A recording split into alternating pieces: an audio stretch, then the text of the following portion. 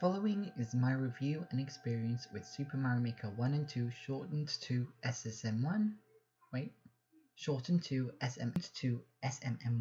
and SMM2.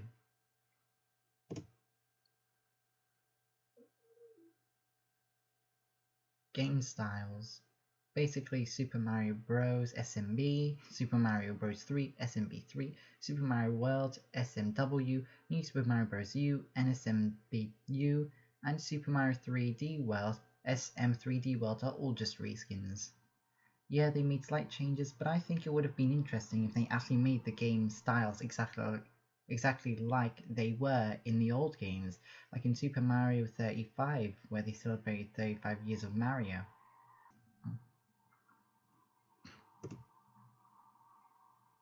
Also, NSMBU is just Super Mario Bros. Wii. The backgrounds are the same, the power-ups are the same, and what's more, there's no Tanuki suit. That was the selling point of it. I mean, there was in the second game, but how could you miss what's plastered all over the marketing for that game? The only thing they kept was the slight graphic design changes in the original.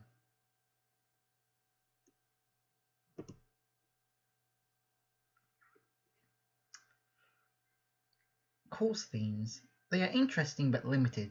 I like the idea of some of them as well as the night course theme, but the night course theme's background is boring, and for some reason they only add certain mechanics depending on what course theme or game style. They shouldn't have done that to give the creators more freedom. Building. There are enemies and blocks missing. I assume it's so people don't end up doing a better job than Nintendo does at making mainline Mario games. I don't know why they left slopes out in the first one. It seems a bit excessive, but when they did add them, it wasn't intuitive at all. You had to stretch slopes instead of placing them. I thought there would just be right-angled triangles I can place like stairs in Minecraft, but no, I can't. What's more, there are only two types of slopes, steep slope and gentle slope. You could have just added another to be steeper slope to make it more equal. In reality, all I want is more freedom and consistency in the game. It just feels too limited. Some objects don't even fit in the game styles of the game. I know I said I wanted more freedom, but I also want the game to be more consistent. When they add things in different game modes, they sometimes make them in some modes but not in others. It's not for historical purposes or aesthetic purposes. They're just removing and adding random shit all willy-nilly with no consideration over anything.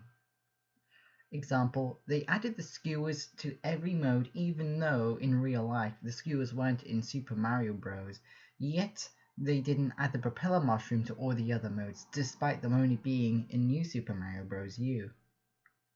Either A, make all the game styles just reskins, or B, make them more historically accurate. I like option B though. Controls. SMM1 has intuitive controls, good for making levels with the stylus, but bad for a joystick. SMM2 is the other way around, but worse than that, because it's optimized for two-player controls on a Nintendo Switch handled nunchucks. They could have just added a stylus setting that made the UI more like Super Mario Maker 1, then a default controller setting that puts good use to the other half of the controller, then keep your Super Mario Maker 2 UI and call it a two-player setting. That way it's optimized for everyone. They are best used like a Wii. I don't know why they say they can be used as a controller all on their own. There are not nearly enough buttons for normal gameplay. A few suggestions. Make us have unlimited doors like we have unlimited pipes. Make the pipes not only bring us to a different course theme for a level, but also bring us to a different game style too.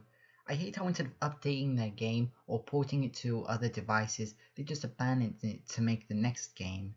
It is extremely selfish to those who spend their hard-earned money to buy the console in order to buy the game just so it eventually dies and gets abandoned by Nintendo, so they're off making the next Mario game or games console. They have more freedom by adding everything that was in all Mario games, or in all Mario games of those eras. Also, make Also make the 3D world actually 3D. Otherwise it loses its only gimmick. And a Super Mario 64 mode to make the time between each error more consistent. It's so weird not seeing a smooth timeline of errors in Mario. Okay, well, that's it. Also, TLDR, just to shorten everything down. Don't be inconsistent for no reason and give people unnecessary quality of life mechanics. Wait, that's not right. Wait. Don't be inconsistent for no reason and give people necessary quality of life mechanics.